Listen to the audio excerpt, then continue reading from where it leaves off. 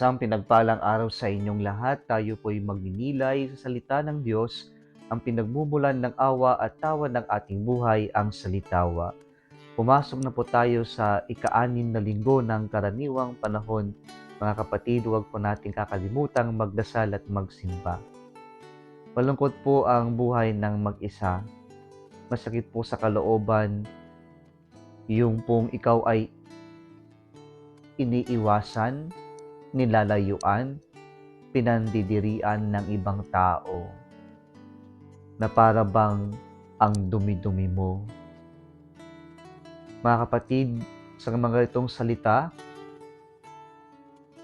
we can imagine how miserable the life of lepers, especially in the ancient time, even during the time of Jesus.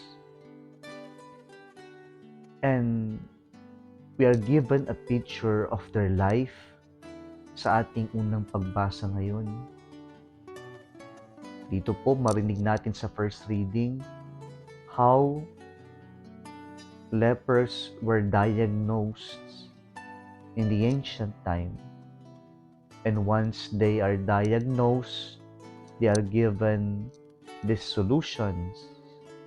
Magpapakalbo, mag-aahit ng balbas o bigote. Sila po'y magsusuot ng mga clothes na butas-butas at ipagsisigawan nilang madumi sila. And they are separated from the community. Sabi ng ating unang pagbasa, they live outside the camp. Napakalungkot na buhay yung mailayo ka sa ibang tao, sa mga minamahal mo sa buhay, at ang tingnan ka bilang nakakapandiri, madumi ka. Sa ganito pong pagkaunawa o kanilang patakaran sa mga may kapansanan o ketong, maiintindihan natin mabuti ang Ebanghelyo, ang ginawa ni Jesus, kung saan isang kitongin ang lumapit sa kanya, ang naglakas loob sa kanya. At sinabi niya, kung nanaisin mo, mapapagaling mo ako. If you wish, you can make me clean. At ano po yung ginawa ni Jesus? Hindi siya nandire, hindi siya umalis palayo.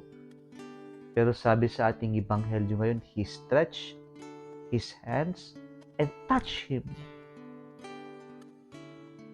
Yung taong madumi at hindi pwedeng makisalamuha, hindi pwedeng lapitan man lamang, ay hindi lamang inilapitan ni Jesus, ngunit hinawakan pa ni Jesus, which made him ritually unclean. Dito pinapakita ng Diyos yung kanyang kagustuhan na tayo ay mapagkaayos. Jesus, by stretching His arms and touching the man with leprosy, has actually bridged the gap. Dito po, leprosy as a symbol of being unclean, symbol of sinfulness, which separates man from others, from God. Ang Diyos ang naging tulay ng pagkakaayos. Pero bago po yung pagkakaayos, napakahalaga noong gesture, noong ketongin, ang maglakas loob na lumapit. At kung tayo po ay mayroong hindi pagkakaunawaan o pagkakasala, ito yung magandang gawin natin. Ang maglakas loob na lumapit at humingi ng pag-aayos. Yung gustuhin natin, if we wish to make ourselves clean, or if we wish to be reconciled, it is necessary that we have the courage to get up and approach the people we have our misunderstanding with, or the person na mayroon tayong sama ng loob. We can only bridge the gap if we wish to make that step, that bold step, to be reconciled. Paano? Sa paglapit natin sa Kanya, sa taong mayroon tayong hindi pagkakaunawaan. Na doon po anong sinabi ni Jesus? I do will it be made clean.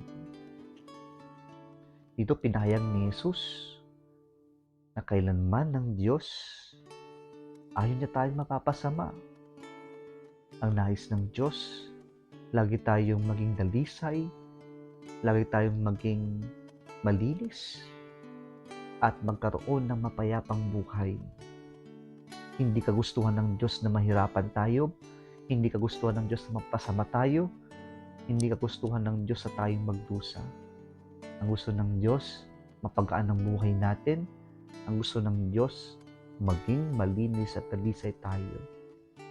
But sometimes in our life, we experience problems, difficulties, and God allows us to experience suffering because it is in this way that God can bring out the good